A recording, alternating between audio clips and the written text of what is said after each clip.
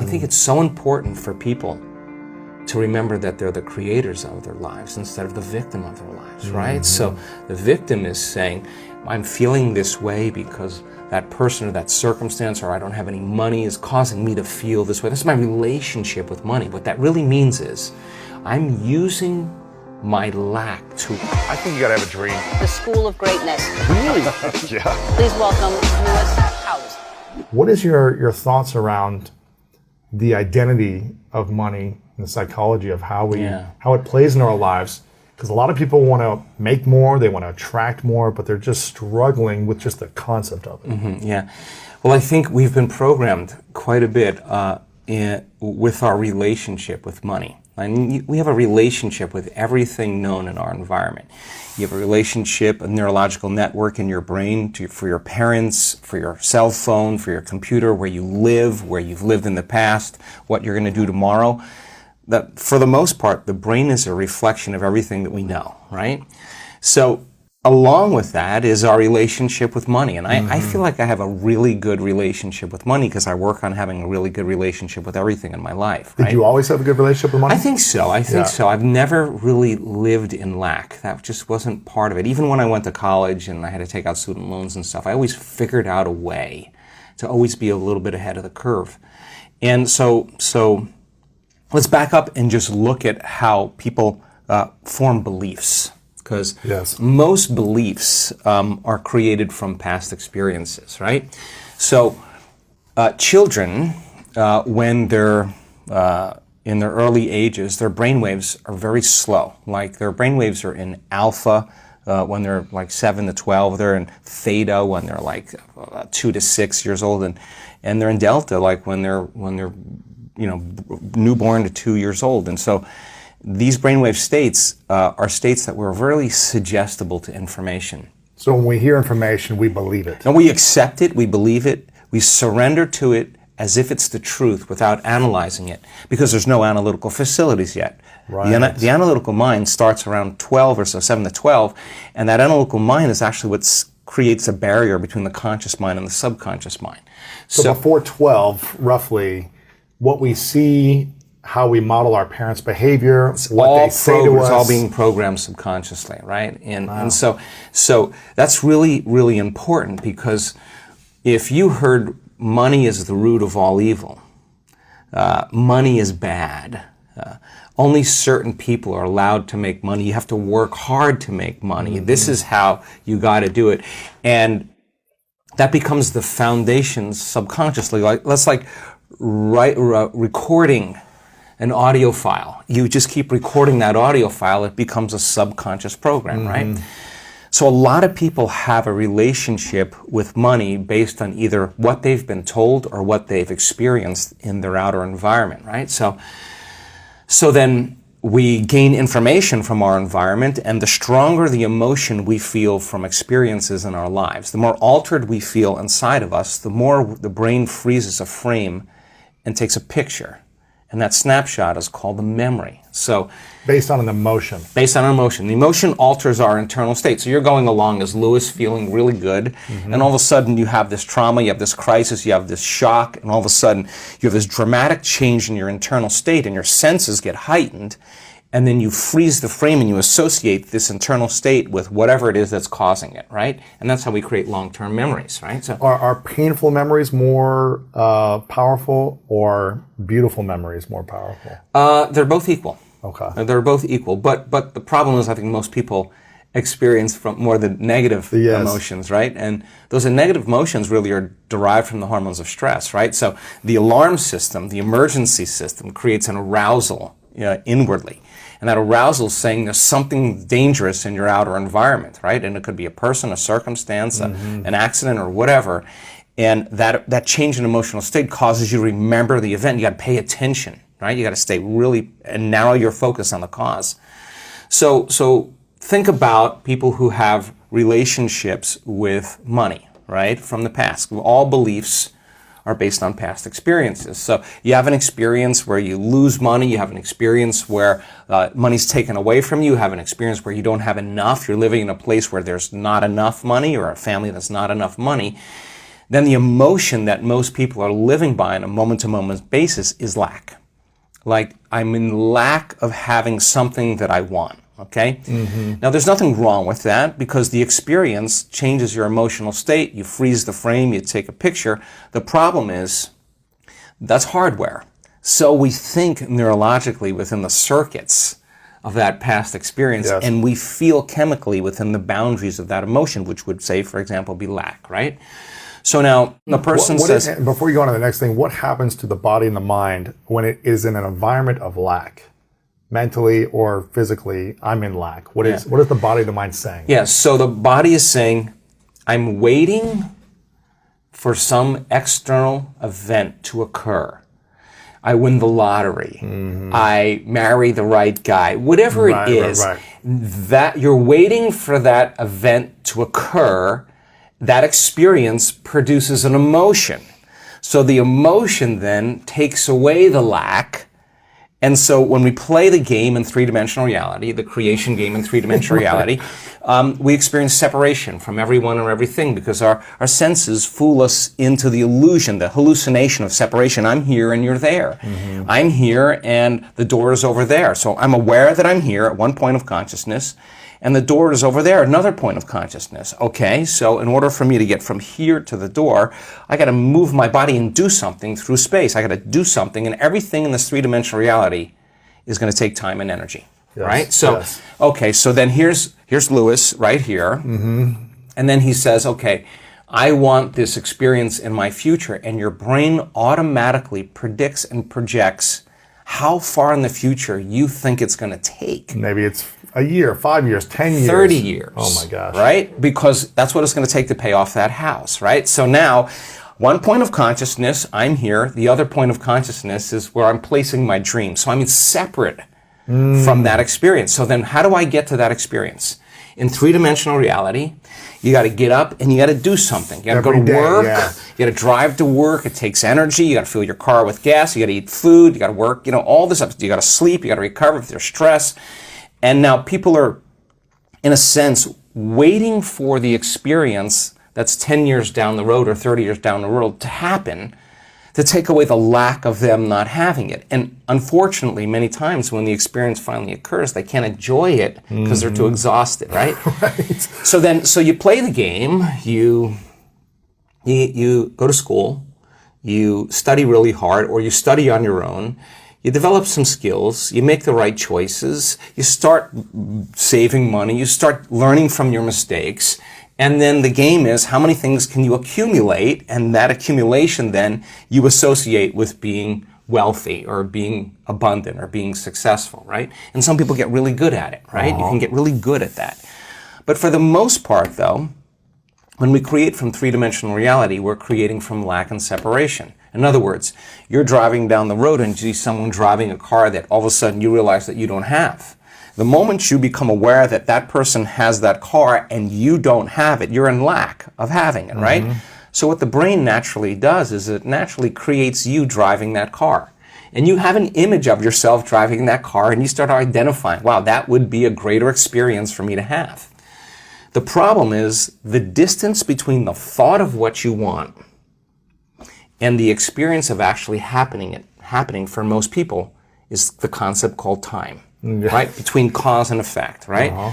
So some people develop the ability to manage themselves and manage their life. They develop certain skills and they can pay for it and they can get it very quickly. The problem is when the novelty of that experience wears off, you know, the car, and they're no longer identifying with that, and the feeling of emptiness and lack comes back. They need to find something else. They got to go and find something else. And so there's this game that goes on where you never have enough, right? And that's the lack game, right? So then if you think about people having the things they want in their life, when they create from lack and separation, it's the experience in three-dimensional reality that produces the emotion, and the emotion is saying, let's feel and experience this thing that you've been in lack and separation from, and that emotion then takes away the lack or separation. But you've worked really hard to get it, okay? Nothing wrong with that. Is there another way to do it? Yes. Okay, so the person who's living in lack is waiting for their wealth to feel abundant. They're waiting for their success to feel empowered. They're waiting for their healing to feel gratitude. They're waiting for their new relationship to feel love. They're waiting for their mystical experience to feel awe. That's the Newtonian model of reality, of cause and effect. Waiting for that event to happen to take away this separation or lack. Nothing wrong with it. It's the way most people create. But what we've discovered is actually something else. The moment you feel gratitude, your healing begins. The moment you feel worthy and abundant, you're generating wealth. The moment you're empowered, you are moving towards your success. The moment you're in love with yourself and you're in love with life, you'll create an equal. The moment you are in awe of life, you're going to have a mystical experience. And so that's causing an effect, right?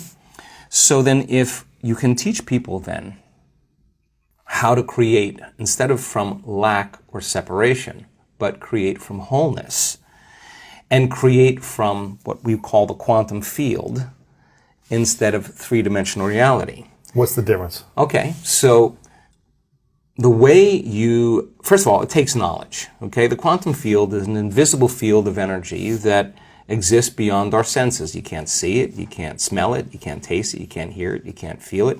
It exists beyond our experience of three-dimensional reality. Would this be in our mind's consciousness, or would this be in a different space? Okay, let's look at that. So the answer to the question is, how much of your waking day do you put your attention on matter, on the material world, and how much of your waking day are you aware of energy and frequency? For most people, they're unaware of the quantum field. And if you're unaware of it, it doesn't exist for you. Right. Just like you have a nose, but if you're unaware of it, it doesn't exist for you. The moment you become aware of it, it exists. Well, the quantum field, you could study all kinds of science, and they'll tell you there is this invisible field of frequency and energy that exists beyond the senses that tend to connect everything physical and material. In fact, everything physical and material is connected to this field. Okay? So how do you get there, right? How do you get there? How do you get there? How do you get there? So we discovered that when you take all of your attention off your body and you are not paying attention to your emotions, your drives, your habits, if you could take all of your attention off of every element in your environment, your cell phone, your tablet, your computer, your car, your whatever it is, your bed, take your attention away from everything, every place that you live, where you sleep, or you work, and you're not thinking about time. You're not thinking about your schedule, where you need to be, or what happened yesterday. You can relax into the present moment. There tends to be a dramatic change in the way the brain functions when people do this properly. We call it getting beyond yourself, but in a sense, you're dissociating from your three-dimensional reality. Why? Because if you're thinking about anything in your three-dimensional reality, that's where your attention is and that's where your energy is, okay? So we kind of figured out this formula when people really become nobody, no one, no thing, nowhere, and no time. They're pretty much all of a sudden outside the constraints of the Newtonian world of got to do something to get an outcome. And if you can teach people how to linger there without a name, without a face, without a profession, without a family, without a culture, without a past, without a disease, you teach them how to be in this place we call the unknown, right? And you teach them that from that place, that invisible field, is where everything material comes from. And if they could create coherence in their brain, you need a strong signal in the brain. The more coherent the brain, the more stronger the signal. What do you mean a strong signal? Okay, let's see how I could say this.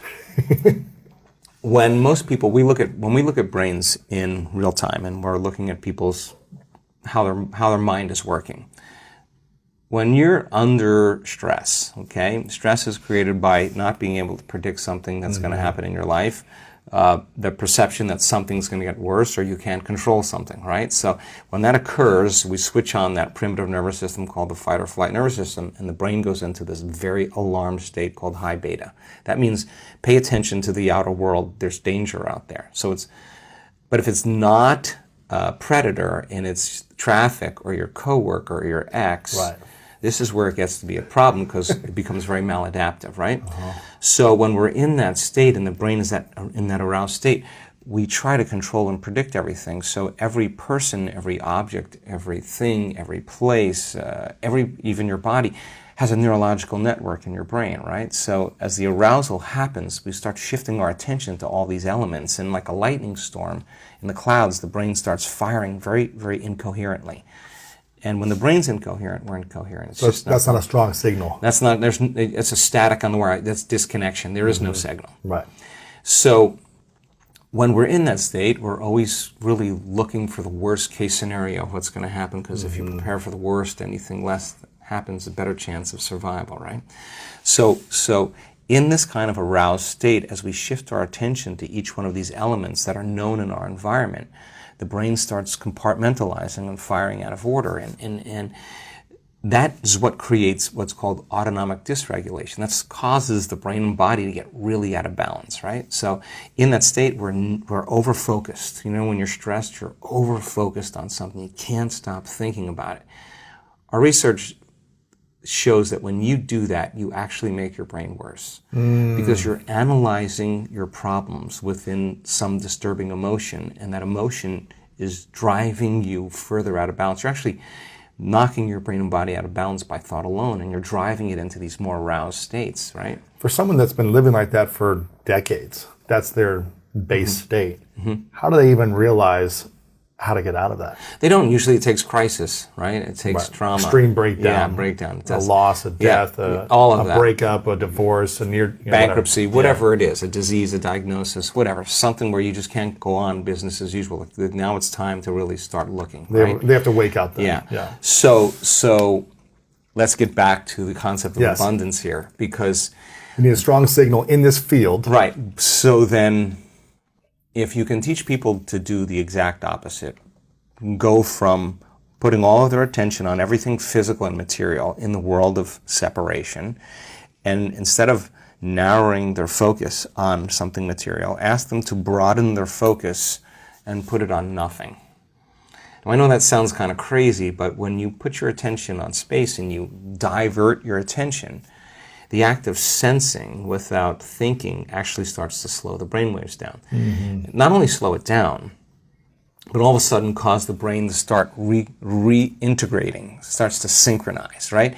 And so you see different compartments of the brain that were firing out of order start to resonate. They start to communicate. They're all of a sudden synchronizing, and what syncs in the brain kind of links in the brain. So when a person has their whole entire brain firing in rhythm, that's a very strong signal that you can send out into the field. So when that signal is strong in that position, what can you create from that space? Okay, but that's only one element. Okay. So then the clear intention tends to be a very important element that we have to get down. And the more coherent the brain, the more clear the signal for that intention. So with intention and attention, we could actually make thought more real than anything else. Now, what is that? You're saying, what would it be like to be wealthy? What would it be like to be abundant? What would it be like to have all my needs met? What would it be like to have more than I need? What would I do if I had everything I ever wanted? The answer always is the same. You start giving stuff away. Because if an abundant person is truly abundant, why would they hold on? They would say, I'm not in lack. There's more for everybody. Okay? Turns out, though, that the signal sent out isn't enough. You have to draw the experience back to you. And so you're sending the signal out to, it's coherent brain, financial freedom, whatever abundance, all these different things. Right. Whatever that is for you. Whatever that is for you. You're putting that out there with your signal, with the intention and the attention. Right. And then how do you draw it to you? So in the physical world, in the physical world, you got to go get it. You got to do something. This is the plane of demonstration. You got to go get it, and when you're in lack until it occurs, right? But I'm hearing you say there's a way to not chase but attract. All right, so if you're creating from the field instead of from matter, right, there's a very strong possibility that you'll shorten the distance between the thought of what you want and the experience of having it. And when there's a vibrational match between your energy and that future that you want to experience, now if you're creating from the field, you actually don't go anywhere to get it. You actually draw it to you. So here comes the synchronicities, the serendipities, the coincidences, the opportunities, and they come out of nowhere. And you say, I don't understand. I didn't do anything. Well, you changed your energy. And so then the other element is a coherent heart, right? And the heart has a magnetic signature. And the magnetic signature is what draws reality to us, right? So you combine that clear intention with a coherent brain. Now here's the key. This takes practice. Yes. Because the person who's living in lack is usually unworthy, is usually insecure, is usually in their past, they're usually frustrated, they're usually impatient, they're usually resentful because nothing's changing out there because it's taking too long. Well, everything takes a lot of time when you do matter to matter, right? So then if you teach them, okay, we know all about that. We know the story behind that. We know what your parents told you about money, all that other. Don't worry about it. Don't worry about it. But now let's do something that would be really cool. Let's write down the feelings of how you would feel if that future happened, and you're going to have to feel that feeling before it occurs. So now, okay, what does an abundant person feel? Pretty much free, a lot of freedom. Peace, excited, joyful. In love with life, grateful to be alive, abundant. Okay, now let's practice feeling those. Turns out when you're feeling those other emotions like resentment and impatience and frustration, you're stepping on the gas pedal, you're turning on the sympathetic nervous system, and you're stepping on the brake. At the same time, which is you're angry, you're frustrated, but the fight or flight nervous system says run, fight, or hide, and you're sitting in a Zoom meeting and your neck is pulsating is because the heart is beating against the closed system, right? You're not using it in an adaptive way. So the heart starts firing out of order. It starts firing incoherently, and incoherent waves cancel each other out. It's called destructive interference, and then we stop trusting our future. Energy leaves the heart. Energy leaves the brain, energy leaves the heart, and you can't get in touch with the feeling of your future because in survival, which those are hormones of stress, all those emotions, in survival it's not a time to create, right? It's time to run, fight, and hide. Okay, so we've got to lay down the very thing we used our whole life to get what we want. The habit of doing it that way for something greater to occur. Okay. And what happens if we try to create from survival emotions? It just takes a long time. You'll just force it. Little steps at a time. You'll force it. Yeah. You'll force it. You'll fight for it. You'll compete for it. You'll manipulate. You'll cheat. You'll lie. You'll do anything to get what you want because that's what matter does when it's trying to change matter. And everybody's playing that game, right? Everybody's trying to accumulate the most amount of things. Right. Okay, so that's what abundance means to certain people. Get as many things as you can. Okay. You want that? Not a problem. But let's learn the formula of how to create, right? Yes.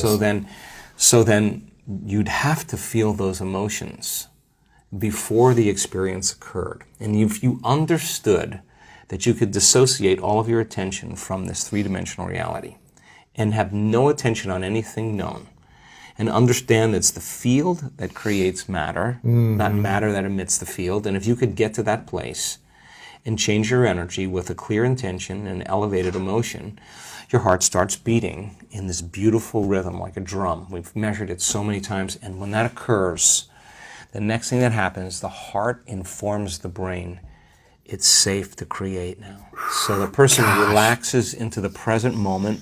And then we see this, like if you took a big sheet, and a blanket, and you went like that, the energy of the heart actually informs the brain to move into these beautiful, elegant states of alpha brainwave patterns, coherent alpha. And that's saying, what's the next dream? What's the next opportunity you want to experience? That's a state of creation.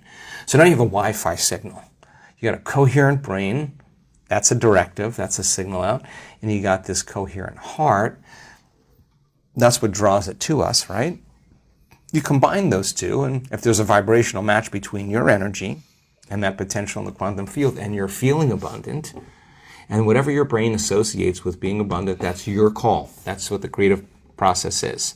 This is the creative center. The brain, frontal lobe, actually says, what would it be like to be creative or abundant? I don't know what it'd be like to be abundant. Well, then go read a few books on people who actually became abundant and realized it wasn't a glorious process. They failed miserably. They got betrayed. They learned a lot of lessons, but they persevered. And what are the qualities of that person that you could embody. That's the key, right? Because it's not about wealth. It's who you become, right? Because people think it's about their wealth, but it's the becoming process. It's the overcoming. That attracted that, right? Of course. So then you got to turn the battleship around, because most people say, I can't feel grateful for my wealth because it hasn't happened yet. That's the hypnosis.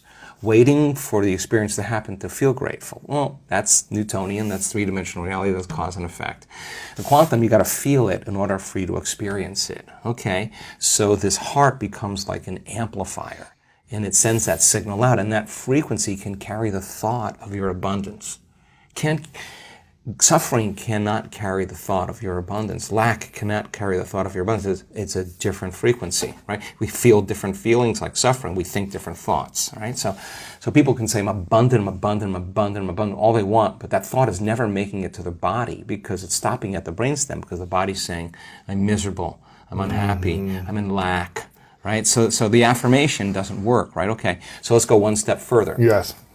So if you practice this, and you actually understood, well, we teach this pretty well, but if you learned it just like learning how to play handball, or learning how to hit a golf ball, learning how to dance a salsa, if you just practiced the form and you got really good at it, if you were doing it properly then, what would be the outcome? The experiment of being abundant would be that you would have to feel that feeling. It's so good at doing it with your eyes closed. You got to do it with your eyes open. Now, why? Because if you're feeling the feelings of your emotions, of your future, you're no longer looking for them. Because you're in the future now. Your body is so objective that it's believing it's living in that reality where you are abundant. And as long as you feel that emotion, you're not separate from it any longer. You're no longer in lack. You're no longer looking for it to occur. Say, why hasn't it happened yet? If you're feeling abundant, why would you look? Right? You wouldn't. So then, our job then is to be able to maintain that modified state of mind and body. So does that mean like you should check your bank account tomorrow and see if there's $500,000 in it? No.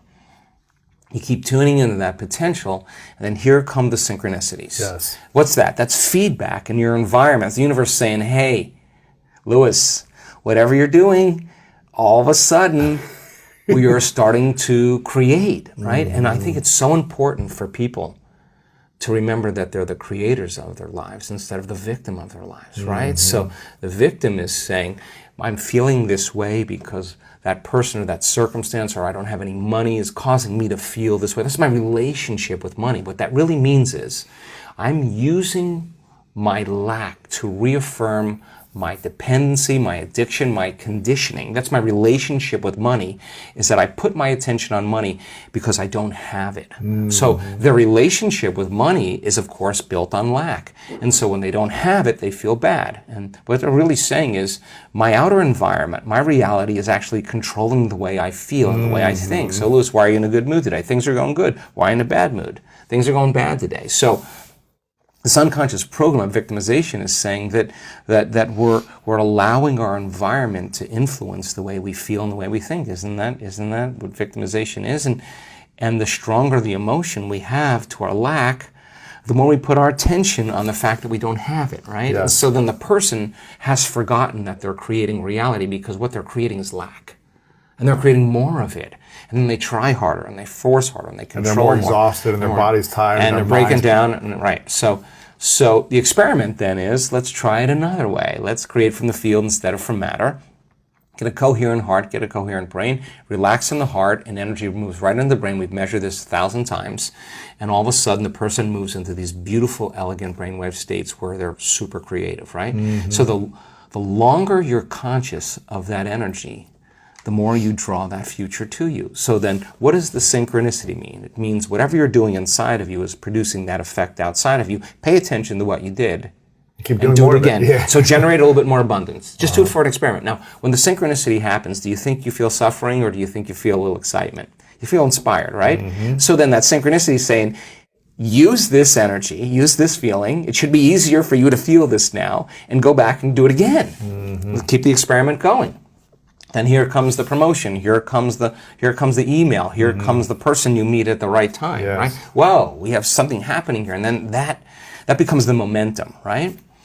So then, we generate abundance. That's how we do it. And the relationship... It doesn't just happen by accident, we generate it. We generate abundance, right? So then if you have an hour meditation where you're tuning into your abundant future, but then you're spending the other 15 hours a day in lack, don't expect anything to change. You defaulted. You're back to the old energy. And if you say it's that person or that circumstance or that bank account, I'm going to say you're back to the unconscious program of being a victim, right? So then let's go a step further. If your personality creates your personal reality, and it does, and your personality is made up of how you think, how you act, and how you feel, then the present personality who's listening to this podcast has created the present personal reality called their life. Nothing big there. Which means if you want to change your personal reality, you're going to have to change your personality. Right. Nothing changes in your life until you change, right? So then 95% of who we are is on autopilot, right? It's a programmed thoughts, hardwired thoughts, beliefs, perceptions, unconscious habits and behaviors, and really, really emotional responses that tend to be really knee-jerk and automatic, right? So if 95% of who we are is a set of unconscious programs, then the first step to change is becoming conscious of those unconscious thoughts. Now, people think when they sit down to do the work and make their change that they're doing something wrong. No, those thoughts have to come up. I'm not worthy, it's never going to work. But the person who's truly persevering towards their abundance realizes just because they have that thought doesn't mean it's true. They're curious on what's on the other side of that thought. Well, that's just the thought, right? And nerve cells that no longer fire together no longer wire together. So you keep moving past that thought, it has less and less power over you, right?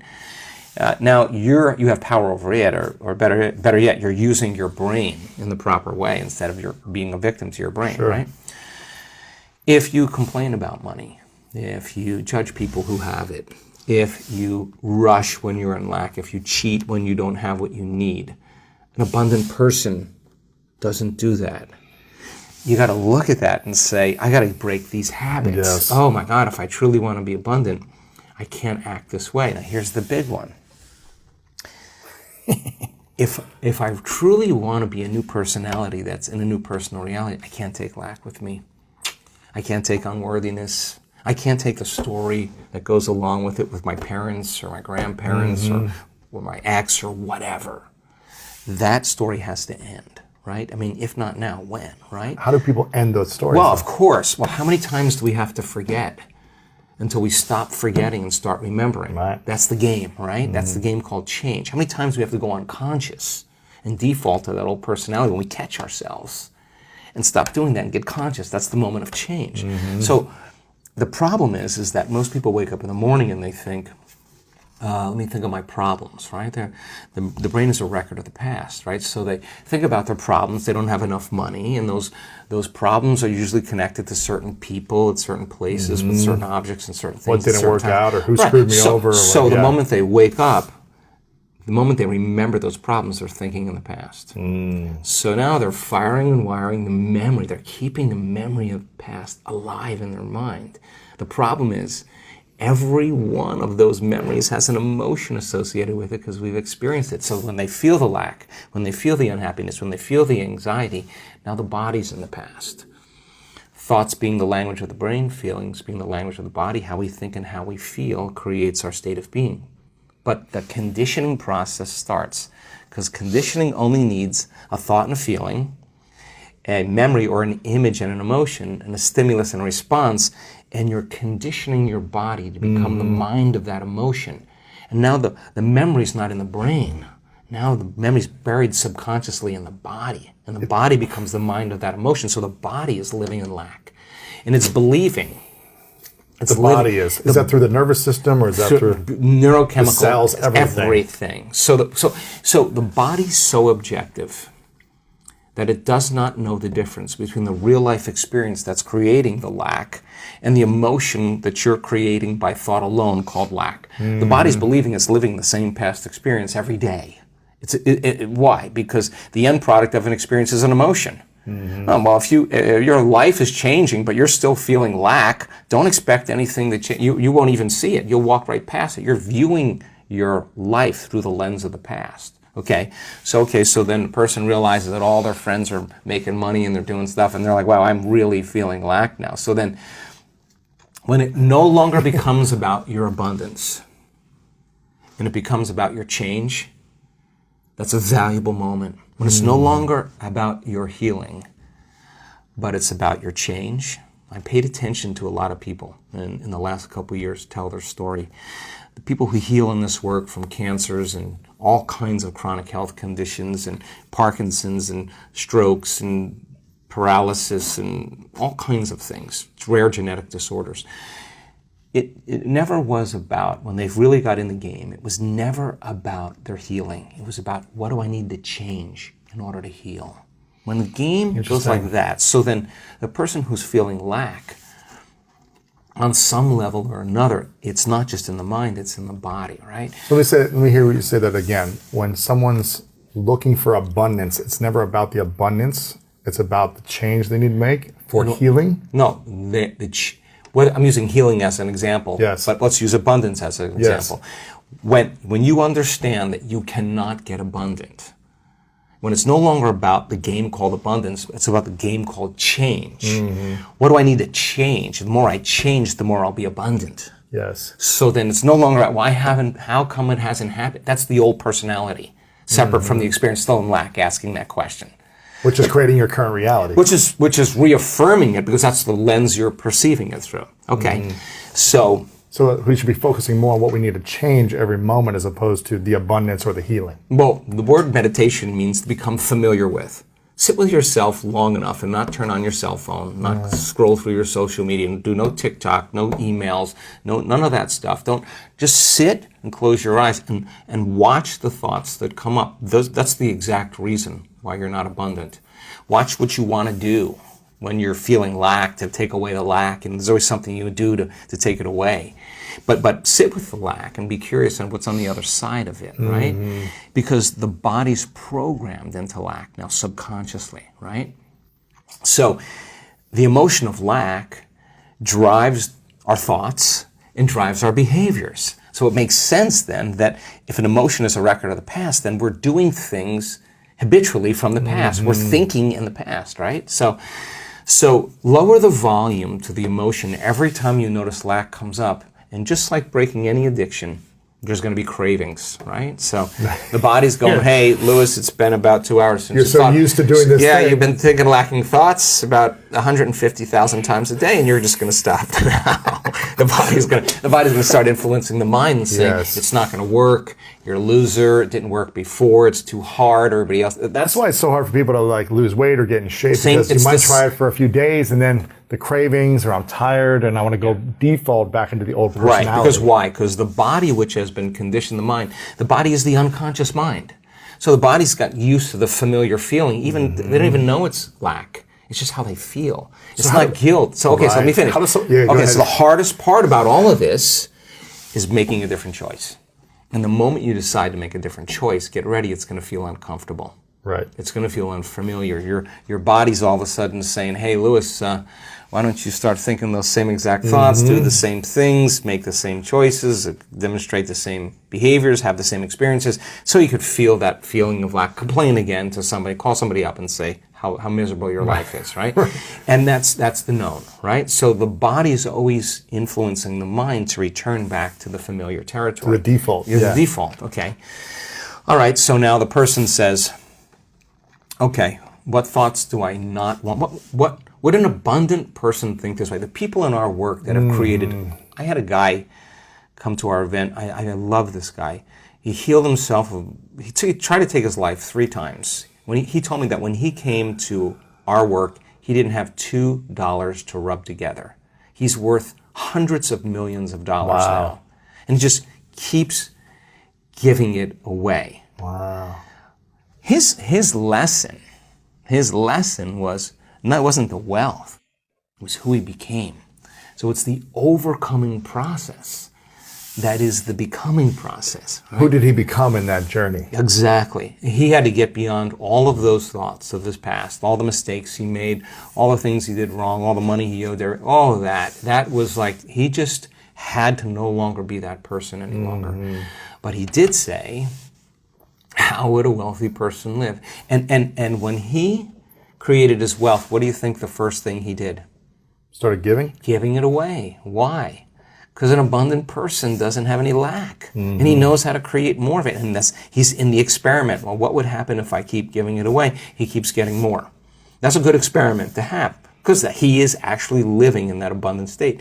He also had tremendous healings taking place, because when you heal your heart, you heal your mind. I mean, it's just the way it is. We saw it so many times, right? So he healed his heart. He got an upgrade. He got an upgrade, right? Yeah. So then the next fundamental question is, how would an abundant person think? Write it down, dude, and fire and wire those thoughts in your brain and install the hardware. Keep doing it with attention and intention. It becomes the new voice in your head. It becomes a software program. Then say, okay, how am I going to be in my life today? What would an abundant person, how would they behave? And before you reach for your cell phone and start scrolling through your social media, close your eyes and rehearse in your mind how that person would walk, how they would breathe, how they would smile, how they would greet people, how they would be on Zoom calls, how would they be in traffic, how would they be at dinner. And the act of closing your eyes and mentally rehearsing the act, if you're truly present, the brain does not know the difference between the real life experience and what you're imagining. In fact, just a little bit of time, you start to install the neurological hardware to look like you already did it. Now the brain is no longer a record of the past. It's primed for the future. Keep doing it. Keep rehearsing. No different than playing an instrument. No different than learning how to dance. No different than learning how to act or play a sport. Everybody's always rehearsing, right? The rehearsal process changes the brain to look like you've already done it. You've already experienced it. Now, what's the essential part of that? The hardware is in place. Now all you gotta do is step into the footprint. You keep doing it, it becomes a software program. You start acting like an abundant person. Everything changes. Your energy changes, your mood changes, the way you walk, the way you breathe, your posture changes. You're out of the known, right? Yes. You gotta condition the body now emotionally into the future. Can't open your eyes in the morning until you are feeling worthy to receive. And if you can't feel worthy to receive, then if not now, when? If it takes you 2 hours to get there, ask me if it's worth 30 years of running, trying to get what you need matter to matter. Okay, so then the person who wrestles with their lack, they're out of the bleachers and they're on the playing field. Now, here's what we learned. Let's go back to beliefs now. So remember, a belief is just a thought you keep thinking over and over again. A belief is something that you keep thinking enough times that you hardwired in your brain and it becomes an automatic program. And we have beliefs about all kinds of things, money, relationships, God, whatever it is. It's all based on what we've been told or our past experiences, right? The boundaries of those beliefs are our emotions, right? So let's just say you got betrayed or somebody abused you or your father told you that money was bad and there's never enough of it or whatever. That's a story, okay? But somehow it left an impression on you. Remember that event very clearly, and that's kind of rooted in who you are, right? Okay, so that emotion then is the boundary of our belief, okay? So how you think and how you feel creates your state of being. If you take a thought and a feeling, a thought and a feeling, a thought and a feeling, a thought and a feeling, that's called an attitude. A series of good thoughts with a series of good feelings. You say, I have a good attitude today. You have a series of negative thoughts that are connected to a series of negative feelings. You say, I have a bad attitude today. So attitudes are just shortened states of being. Good attitude in the morning, bad attitude in the afternoon. If you take an attitude, and you keep those up, and you string attitudes together, you create what's called a belief. And a belief is just an extended state of being. So if you keep thinking the same thought, you keep hardwiring it in the brain, you keep feeling the same feeling, you keep conditioning in your body, the redundancy of that cycle over and over again conditions the body to subconsciously become the mind of that belief. And all beliefs are subconscious states of being. Okay. Take a belief, and you string them together. You form what's called a perception. And perceptions are just such extended states of being that we're unconscious. And so then we edit out reality. In fact, most people don't see things the way they are. They see things the way they are, right? And people are always filling in reality unconsciously based on their memory. They could be married to a person for 40 years and they don't see the person, they see the memory of the person, right? And there's research to prove this, okay? So how do we change a belief or perception about ourselves for our lives, okay? We've studied this. Okay, let's just say that lack is ingrained in there. You got the story, you lived on the streets, you lost everything, you got betrayed, your business partner took everything, took your wife, you got the story in the half, okay? Okay, you got to start telling a new story of the future, right? You got to believe in that future more than you have to believe in the past. So how do you do that? You only believe in the past when you feel the emotions of the past. The only time you're going to believe in the future is when you feel the emotions of the future, right? Okay? So in order for us to change a belief or perception about ourselves and our lives, we have to make a decision with such firm intention that the amplitude of that decision carries a level of energy that's greater than the hardwired programs in your brain and the emotional conditioning in your body. And your body literally has to respond to your mind. That the choice that you're making to change in that moment becomes a moment in time that you never forget. And here's the key. Physically. Physically. The stronger the emotion you feel when you make that choice, the more you remember the decision. Okay, so then how do we downregulate that old belief? If the trauma created an emotional quotient of 6 or 7, then your decision to change your beliefs got to be a 9. Right. And you got to come out of your resting state, and that moment has to define you. You could say, I know exactly where I was, the time of day it was, who I was with, when I made my mind up to change, right? Because you created a long-term memory. Long-term memories are created from strong emotion, right? But if the amplitude of that emotion is greater than the betrayal, boom, the body starts responding to the mind, and you're actually giving your body a taste of the future emotionally. So you brand your... What's possible. No, your body's actually getting the taste of that future event. It's experiencing the future now. Exactly. Big explosion in the quantum field. Big explosion. So the side effect of that is if you combine that clear intention with that elevated emotion, you're basically remembering your future, and it looks no different than remembering your past. Think neurologically within the circuits of that memory and feel within the emotions of that new belief and watch your life begin to change, because nothing changes in our life that we change. And when we change our energy, we change our life. So now the experiment all of a sudden is no longer based on it being hard or trying or wishing or wanting or hoping. That's what we do when we're in lack or separation. It's about change. So then when we finally realize, in order for us to become abundant, we have to overcome the old personality. And that's 95% of who we are, right? Yes. So then the side effect of the beginning of this process is a lot of discomfort. It is a lot of discomfort because you're stepping outside the known into the unknown, and now you can't predict. It's scary. No, you'd rather hold on to your lack. The pain, the suffering. Rather tell the story of that. At least it makes you feel something that's familiar. When you step outside and you're saying, I'm not going to complain about money any longer. I'm not going to complain about I don't have any. I'm not going to judge other people who do. I'm not going to say I can. I'm not worthy. It's never going to work. All those things got to go. I'm not going to feel lack. I'm not going to feel unworthy. I'm not going to feel separation. I'm not going to feel resentment. These are the things that are keeping my reality the same. Now it's no longer about abundance, about who you become. So the overcoming process becomes the becoming process. And so many people come to this work, they want abundance, they want healing, they want a new relationship, they want a new career, they want the mystical, but really they want wholeness.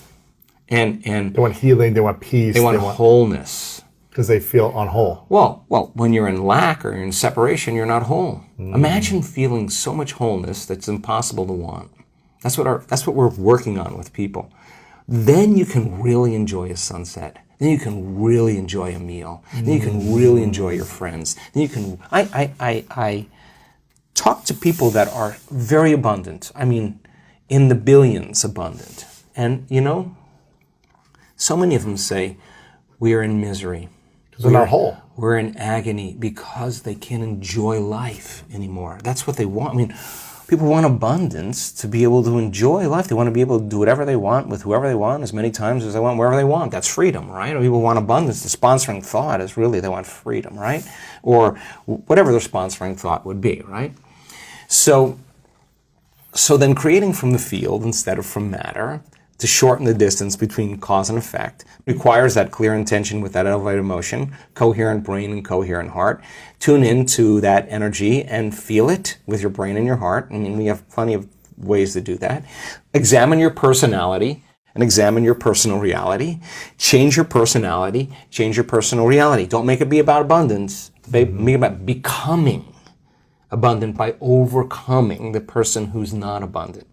The person who heals themselves from a health condition, who's no longer thinking the same way, no longer acting the same way, no longer feeling the same way. You ask them where that disease is when they stand on the stage in front of 1,500 people or 3,000 people, and that's a 4-minute mile. Everybody's leaning in. That's truth right on the stage. They say, where is that?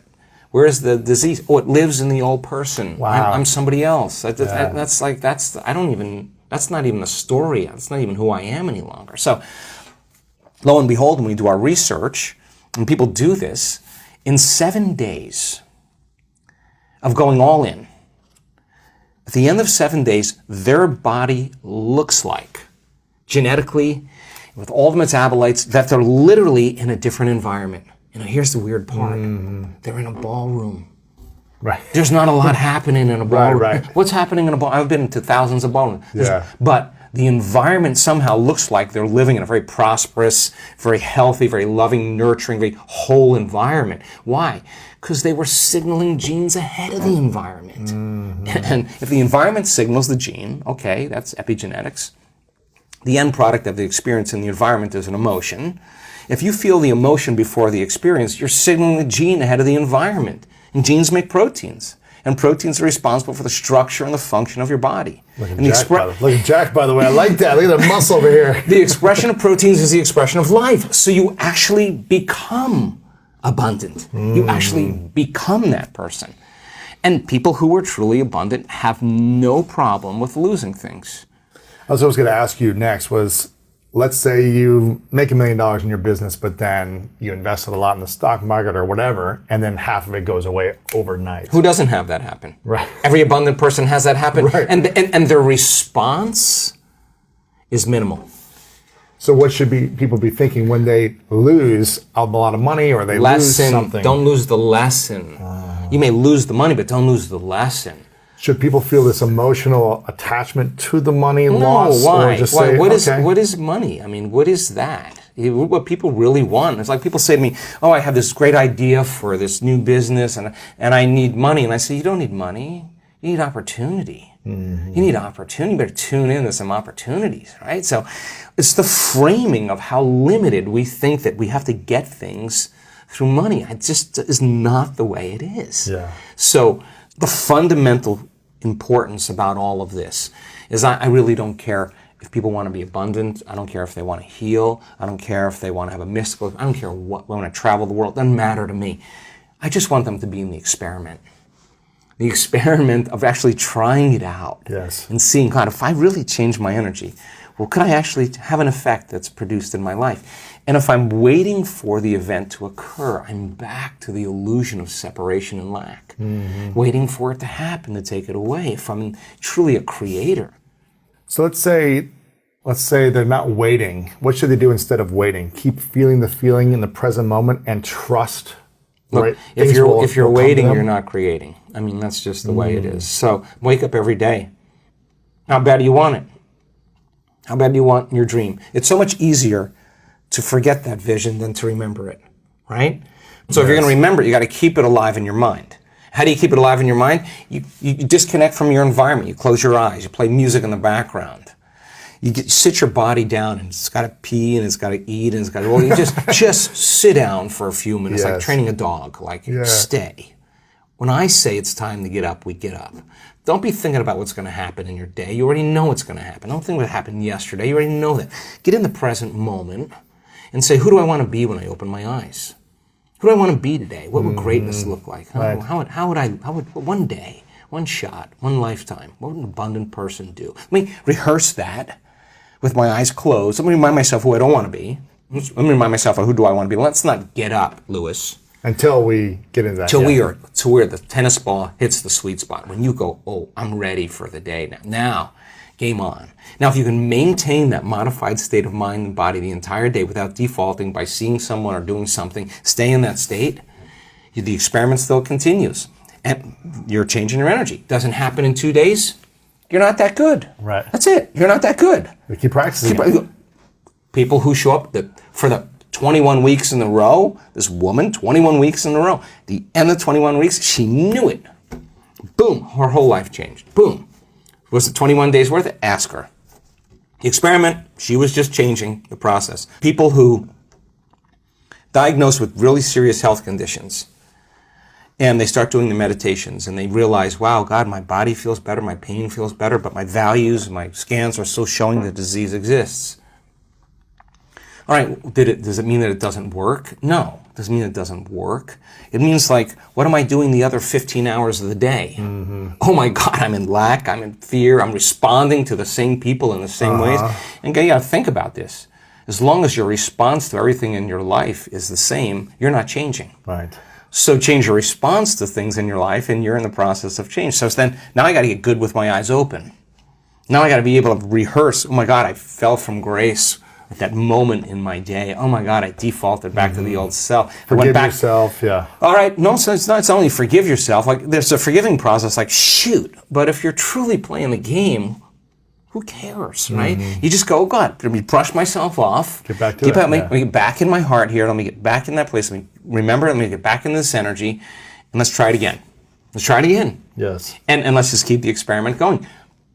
Now, does that mean you have to be irresponsible? No, you still have to navigate with ethics and morality. You still have to have personal conviction. You still have to have a vision that's bigger than you and somehow that motivates you, because not only you're doing it for selfish reasons, but to contribute to others in some way. Of course, there's going to be recognition and popularity and aggrandizement that goes with it. And money should be the side effect of all that. The game should be so good. Of your vision, like that vision of the future, you have to keep alive in your mind. That should be the game. The ones that can keep that vision of the future in their mind now. Exactly. And have a personality. Even if your reality is falling apart, right. And that's happened to a lot of people. I mean, there are people that have come to our work that were living in the back of their car. Right. And now they're, living very well or bankrupt. And now their companies are just thriving. Yeah. They just never stopped believing in themselves, because if you believe in yourself, it means you have to believe in possibility. And if you believe in possibility, you're going to have to believe in yourself. And so something really cool happens when you do this that I just discovered recently. Just watching people at our week-long events, because you got to go all in. You got to go all in. And it's 7 days, and it's a lot, and it's super intense, and there's times where you don't want to show up because I'm pushing people across the river of change. There comes a moment where people keep showing up for themselves. They keep showing up for themselves in spite of the weather, in spite of their foot hurting, in spite of their bad dream, in spite of whatever, their fight with or whoever. They keep showing up. They get really worthy to receive. They feel really worthy, like, I am worthy to receive this gift. And the universe only gives us what we think we're worthy of receiving, right? So we got to get to that point, because so many people who are in lack somehow don't feel worthy, right? So the abundance then becomes the sign that you finally become worthy. And for the soul, it's not about the abundance. It's about mastering your worthiness. And the reflection is the things that you accumulate. What's the strategy to start believing we're worthy of receiving now? Fill your brain with as much knowledge as possible. Listen, my dad used to say this to me all the time. He'd say, wait a second. Just sit down with me here. If anybody else can do it, you could do it also. Well, let's just start there. So how did these people do it? Like, let's look at what they did. Right. All right, let's study. This is a school of greatness. Yeah. Let's study greatness. What is greatness? Like an uncompromising will, invincibility, lead with their heart, adapt and make changes, let go of the past, give life, live it fully and completely, and embrace it and enjoy it. I don't know, whatever, you get to write the script. Yeah. And you tell the story of your future instead of telling the story of your past. Watch what happens. Gosh. So should we be speaking to others about our future, or should we be more keeping that to our mind and our bodies and kind of speaking it to ourselves? What happens when you say, I'm going to do this and I'm going to do this and this is my future? Does that actually hurt us? Yeah, so I really don't leak it out. I never leak it out, because if I'm working on something, I hold it, right? I don't want to. When I know it's going to happen, that's when I'll say, "Hey, you guys, you're not going to believe this, right?" So it's more to yourself, right? Listen, you know when you're changing, when you stop talking about it. That's when you know you're changing, because you're out of the bleachers and you're on the playing field. Look, so many people come to our work, Louis, and they say, I always believed that this was possible. All this information, I've seen people heal themselves, people create well. I get it. I just didn't believe it would work for me. Oh, it's a big moment. It's a big moment. Now you are on the game. You're in the playing field. You're out of the bleachers. Like we had people stand on the stage. Someone stand on the stage this weekend in Denver. Just said, "My God, I really believe that this would work. I just didn't believe I could heal. I really didn't believe it. I really didn't believe." She was a physician. Is a physician. I really didn't believe I could heal. Now, is it about the healing anymore? It's about overcoming the belief. And every day, she's got to make that decision with such firm intention that the amplitude of that decision is causing her body to respond to her mind. And that's the moment she's rewriting the belief. And if she doesn't feel like it, don't expect anything to occur in your life. You got to come out of your resting state. You got to make that choice. What do you, for all the people that go to your events, and just in life, one of the biggest challenges people have is the consistency of doing these things. Yeah. It's hard to actually go and try it once. No, but here's the deal. Here's the deal. Yeah. Let's just say you're in the experiment, and now that belief is right in your face. I guarantee you that discomfort from that belief being right in your face is going to get you out of bed in the morning, and you're going to face off with it. There's an innate capacity that we have as human beings to want to overcome our limitations. It's in there, right? So the community that we have that does this work, they're not like, "Oh God, I gotta go create today." That's not their game. The magic is so good. They show up because they don't want the magic to end. To go away, yeah. They're not doing it as a have to please God, do the right thing, be spiritual. None of that. It's not an obligation. It's something that they actually look forward to doing, because the experiment in their life is creating all these wonderful opportunities. And there's plenty of people in our work that started new businesses that are they're jamming. They're jamming. They're jamming. And they would never be victim to those circumstances, right? They just wouldn't let those circumstances define them, right? Yes. What defined them was the vision of the future. And that vision they had to keep alive, and the emotion was the energy that drove them right to it. If you enjoyed that interview, then I know you'll love what we have coming up right now. There was a researcher out of Yale University that in the 1940s that was studying electromagnetic fields around living organisms. And in the 1940s at Yale University, nobody was doing this. And he was a vitalist. He wanted to understand the unseen fields around living organisms. So he started studying eggs, all kinds of eggs. Chicken eggs, swallow eggs, reptile eggs, snake eggs, salamander eggs. There's all kinds of eggs. And he was using a magnetometer, and what he found was that 100% of the time, no matter what egg he measured, the positive charge was always at the head, and the negative charge was always at the tail. Well, if you have positive charge on one end and negative charge on the other end, you got an external electromagnetic field called the magnetic field. That's a magnet, right? What happens with human beings is every thought has a frequency. Every thought produces a chemical.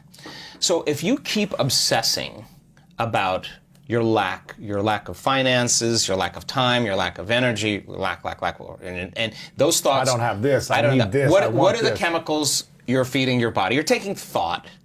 It's producing a frequency, and that frequency in the form of chemistry is storing that thought emotionally right in your second center. You feel guilty, you feel unhappy. The moment you feel unhappy, then you generate more thoughts equal to that feeling, which makes more chemicals, and you keep taking energy from the brain and storing it in the body. If you react to people in your life and you feel anger, frustration, whether it's traffic, the news, whatever it is, parents, whatever, you're drawing from this field, this electromagnetic field, you're tapping that resource and you're making chemistry out of it and the field shrinks. So now, by doing that and living in survival, the body no longer is a magnet. So now you have very little energy in the brain. In fact, 5% of the energy is in the brain and 95% is stored in the body. Now the body's been conditioned emotionally. So a lot of energy in the body, very little in the brain. So in our work, do we want energy to be in the brain? We want to move energy back up to the brain. So what does that do when we move the energy from the body to the brain and the heart? Well, this is a great thing because once it makes it here, it's going up, right? So we do these different meditations and these different techniques to draw that energy right up to the top of the head. Now, when this energy shakes loose and it starts to move, the sympathetic nervous system switches on. And instead of releasing energy out like you're being chased by a predator or you're having an orgasm, that same energy is going up into the brain, and the brain switches on and it goes into these very high frequencies called gamma brainwave patterns. Now the person has an arousal, but the arousal isn't fear. Not an orgasm. Well, in the brain. An orgasm of the mind. Yeah, exactly. It's energy that's being released into the brain, and you can only describe it as ecstasy or bliss. So the energy of guilt that was stored from thinking and feeling in the same way releases and it travels up to the brain and it's going back. And when it reaches the brain, what happens? You get more energy in the brain and it begins to produce that external field. So you're beginning to create a field around your body. You can imagine the future as opposed to staying in something from the past. Well, once the energy's moved, you're going to feel pretty blessed in that moment. In fact, so we can transfer guilt, shame, insecurities into bliss. Oh my God. Yeah, we do it all the time. Momentarily? Oh my gosh. Yeah, we do it all the time. And the amazing thing is that rush of energy that's moving into the brain is changing the brain's physiology and producing that field. Now you have energy to heal. Now the body is a magnet again. And it's as the energy moves up the spinal cord and it starts passing through those spinal nerves, and there's a lot of dynamics going on the body. That energy that was once stored in that one of those energy centers that's released is energy to heal, energy to create a new future. You're replenishing your field, and now the body becomes more of a magnet instead of an inert piece of metal with no charge, right? So the person then who's reacting to whatever person or circumstance in their life, the stronger the emotion that they feel towards politics, towards the traffic, towards their girlfriend, social towards their media, ex, whatever, the more they're paying attention to it. But where you place your attention is where you place your energy. So we also know that when... It's hard to create from a place of putting attention towards negative energy. Well, you're not creating. What you're doing is you're tying up your vital life force. You're giving your power away to that person or that circumstance that you could be using to create a new life with. So when a person's sitting in their meditation, and I love doing this. We just had an event in Marco Island. I'm going to take people further than where they normally go. I know they're going to go, oh, well, I'm done with my meditation. No, you're not done. We're going to take you to that point where that feeling is so in your face, and you can't turn on your cell phone. You can't get up and walk away because 1,000 people are not getting up and walking away, and you're part of the community. You're sitting in the fire, and you have one of two choices. You can let that brain run on programs and hardwired patterns, and the arousal will drive your brain further out of balance, or you'll practice the formula. And as you lower the volume to that emotion, you're going to take your attention off that person or problem. Guess what? Here comes energy back to you. You're taking your power back. And now you're building your field that way. And when that happens, energy starts to move up into the heart. Once it makes it to the heart, it's going to the brain. So we start seeing people, their hearts naturally open up. And all the things they thought they wanted when they came to the event they no longer want because they feel like they have it. They don't need it anymore. Because they feel like they got the feeling before the experience, so that they feel so whole that they no longer want. And they're not looking for their future anymore. You only look for it when you feel lack. When your body's conditioned emotionally into the future, why would you look for it when it feels like it's already happened? Now, this is where it gets weird, because now things start coming to you, and you're no longer in need. And when it comes to you, go, oh, here. Take it. I don't want it. I just wanted to know that I could create it. And people create a lot of wealth in our events. Yeah. And the first thing a lot of people do is they say, I'm buying a cruise for you. I'm buying you your car. Oh, Mom, I'm getting you that house. Why do they do that? Because they're so excited. They feel so amazing. And they're thinking, I could do this again. Why would a person in lack wouldn't give? A person who's abundant would give, because they know how to create. So now the game changes. It's no longer about the self. You're doing it because that you know that you can create it. So then maintaining that state, when you're in love. Yes. When you're in love. In it, in your body. You are in love. Not in another relationship. No, you're not looking for it. You're in it. not looking for it. You would be in lack. When you're in love, there's nothing to do. You're in love. You're the magnet. You are it. And so you are love. Yeah. So the events that come into your life would not only be just a reflection of a relationship with someone that you wanted to be intimate with. You would have meaningful, loving relationships that would enhance that feeling. And when it didn't, you would say, "Ooh, you know what? I don't know. I don't know if this is right for me." You would trust that because you worked really hard to nurture this, to protect it, to grow it, to trust it again, to open up, right? It takes a lot to do this. But we see men in our work. I was on them this week. I never let up on those guys. Big, macho guys. You want to know what courage is? Let's go. Let's open that heart. And when they start cracking open, I mean, we see people heal from colon cancer and from angina and all, just boom, there it is, there it's not. That's what's been stored all down here. Once they open this up and it moves, the body's transforming in that moment. It's the system is informing itself. Information is being restored back into the body. So when you get to that point where when you're in lack and separation, time gets really crazy because you want stuff to happen faster and it feels like it's taking forever. That's because you're in separation. When you're in love and you're in connected, you don't want the moment to end. I mean, I had 3 guys over for dinner last night, all these academics. I cooked a meal and a half for these guys, took out great wine. Why? I wanted them to be so caught up in the moment that they forgot. We made a new memory. We had a great experience. And life then is about experiencing it in love. Like, I'm not going to be guilty of what I'm eating or judge what I'm eating if I've cooked a great meal. Let's eat. Because the guilt is worse than whatever it is you think is bad for you. So then, when you're feeling those elevated emotions, and you're locked in love, then you see life through the lens of love, and there's compassion. Like, you could look at your greatest adversary, the person that threw you under the bus, and you've overcome yourself and you've done the work. They've stolen from you, they've tried to talk bad about you behind your back. Trashing on you, all that stuff. You'll look at them and you'll see a part of yourself that you used to be that you no longer are, and you have nothing but understanding and compassion for them. Like, wow, I feel for that person. They're hurting. They're struggling. I used to be like that, but you're no longer that. When you're that, then they push your buttons. When you're not, you're reactive to that because you're equal. But when you've overcome it, why would you do that? You would see them as somebody struggling, just like you see a child who's throwing a tantrum, just like, oh, they're going to. Now here, I mean, I've got so many questions around this, but one thing quickly. How often do you find yourself in reaction mode when someone throws you under the bus? Whether it's someone honking at you in a car and you say, how often do you get back to that place?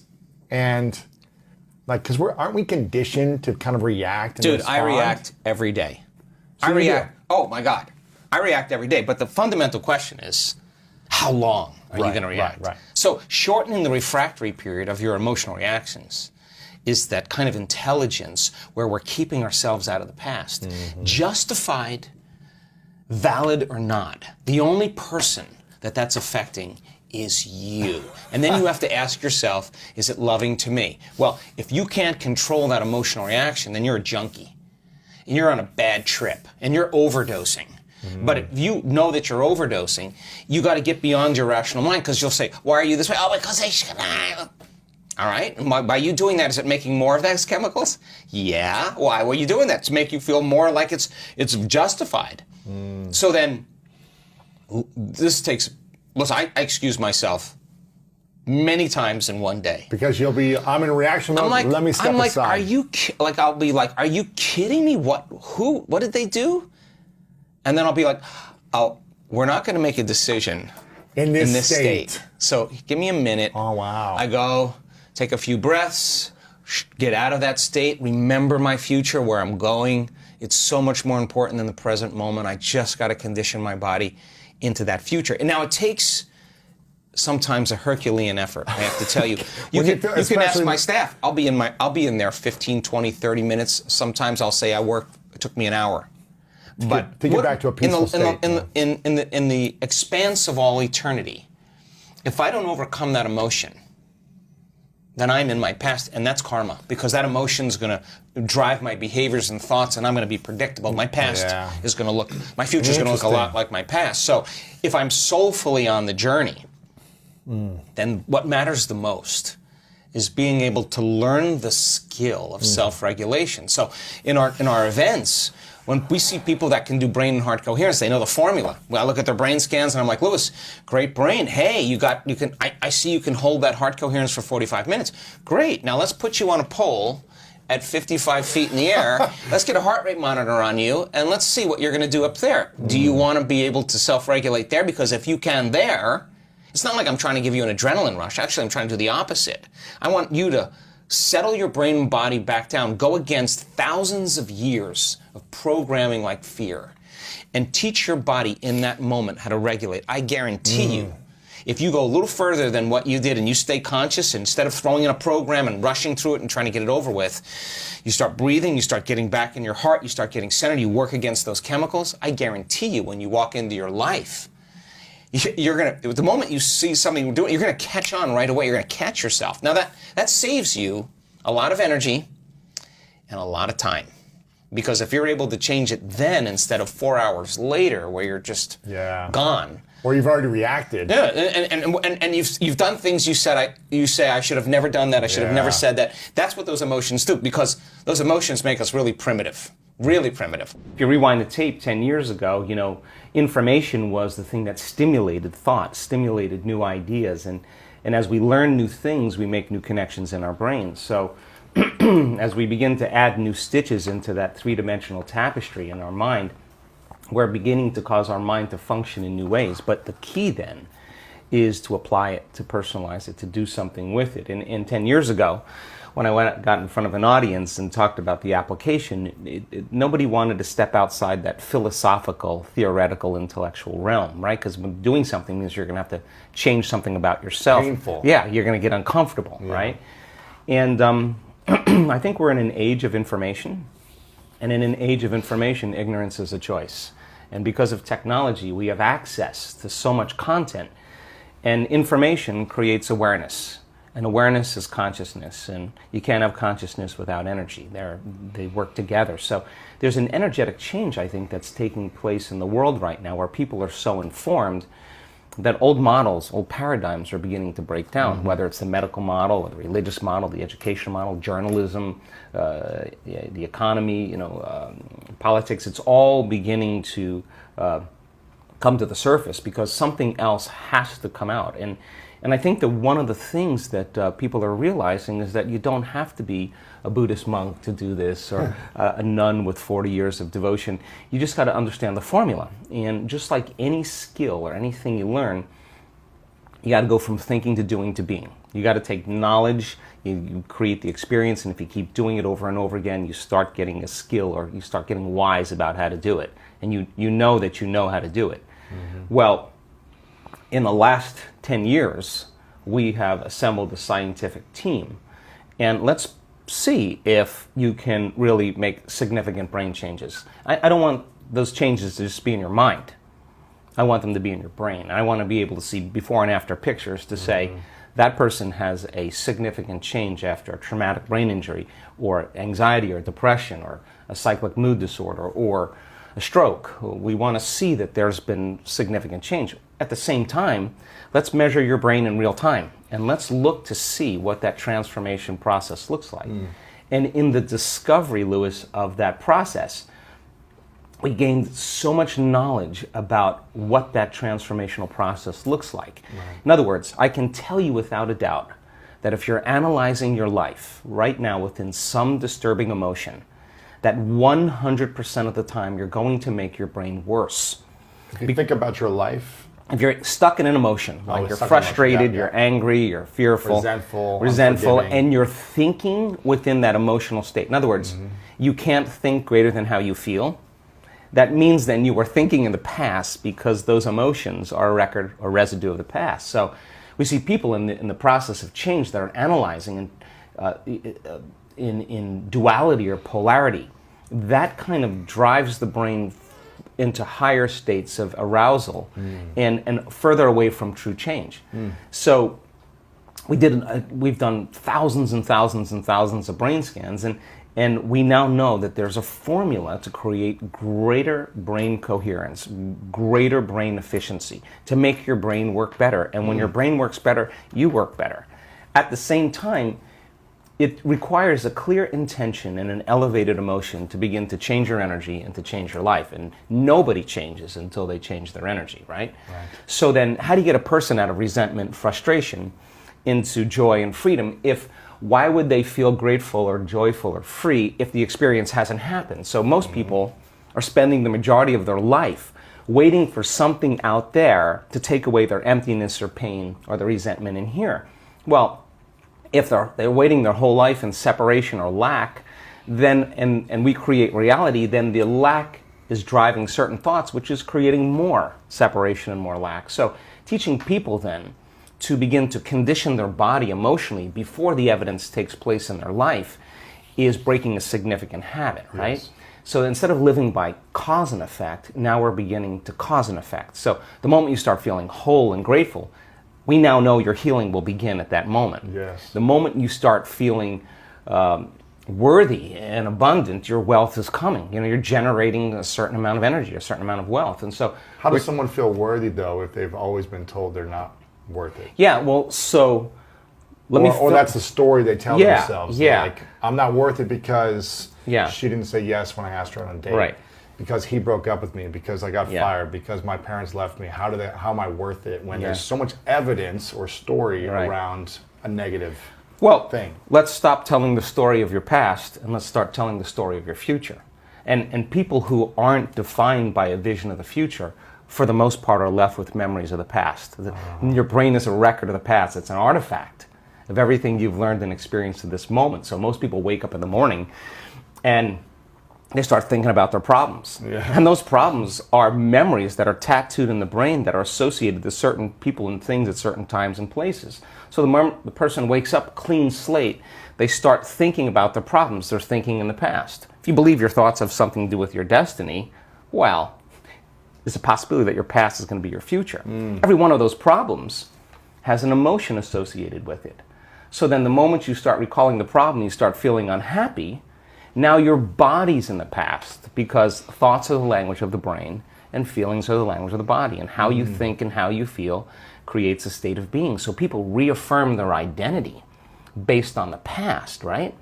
And it turns out that the redundancy of doing that, conditioning only requires an image and an emotion. And most people are unconsciously conditioning their body into the familiar past, into the known. So now if you're in the familiar past and in the known, you're going to crave the predictable future, right? That's the known as well. And there's only one place where the unknown exists, and that's the eternal present moment. That's the sweet spot of the generous present moment. So you gotta labor to get that person beyond the emotions that keep them tacked or anchored to the past. And yes, it takes an effort to do that, but if you keep working with the formula, you'll reach that elegant moment where there's a liberation of energy. And now your body, as the unconscious mind, The objective mind is not believing it's living in the same past experience 24 hours a day because you're liberating the body from that emotional state. So you ask a person, why are you so unhappy? Why are you so frustrated? Why are you so resentful? The moment you ask that, their brain is going to associate that emotion to a past event. To a memory. To a memory. Yeah. That's because they have nothing to look forward to in their future. So if you're not being defined by a vision of the future, it just means to me that you're more in love with your past than you are with the future. So how do you teach people to believe in a future that they can't see or experience with their senses yet, but they've thought about enough times in their mind that their brain is literally changed to look like the event has already occurred? The latest research in neuroscience says that's absolutely possible. And we know that. And how do you teach a person to select a new possibility in their future and begin to emotionally embrace that future before it's made manifest to such a degree that their body, as their unconscious mind, is believing it's living in that future reality in the present moment, and they're signaling new genes in new ways ahead of the environment. Now, till their body begins to change to look like the event has already occurred. We've proven that that's possible. Now think about this. So the more you think about your desired future, the joy, the gratitude, the feelings you want to have that are more positive, the more you think about it as a future thing happening, the more your body shifts now. Exactly. So your body is believing it's living in that future reality in the present moment. Now think about this. Some condition in your life, the more altered you feel inside of you, the more you narrow your focus on the cause, and the brain freezes an image and takes a snapshot. And that memory now is embossed in the brain. It's branded in there. So then people think neurologically within the circuits of those past experiences, and they feel chemically within the boundaries of those emotions. And the stronger the betrayal, the stronger the trauma, the more the body's living in the past, right? Crazy. So how do you reverse that? So now, if you truly got passionate about a future, we've all done this. You get a wild idea in your mind and you start holding on to that vision and you're preoccupied with it. All of a sudden, the thought in your mind becomes the experience and you start feeling the energy of the future. Yeah. Now, the stronger the emotion you feel from that vision, the more you're going to pay attention to the picture in your mind, and now you're remembering your future. And vice versa, the stronger you pay attention to the feeling of the past pain, you're going to create the pain in this moment. Exactly. So it requires a coherent brain, and we now know that there's a formula for that, and we've got beautiful research to show that people can do it. They just have to practice. And it requires a coherent heart, because resentment, frustration, impatience creates a very incoherent heart. Yeah. And when that heart becomes incoherent, you stop trusting yourself. There's no energy there. You stop trusting in your future.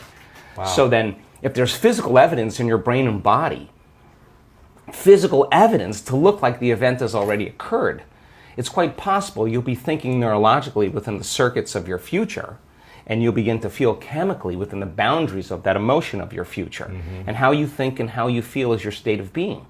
And now your state of being is living in the future instead of the past. Now, the moment you disconnect from the emotion of your future because of traffic or some coworker or your ex or whatever people come up with, now you're back to the energy of your past. And now you're going to start looking for it, analyzing, why hasn't it happened? Well, if you're feeling the emotion of your future, why would you look for it?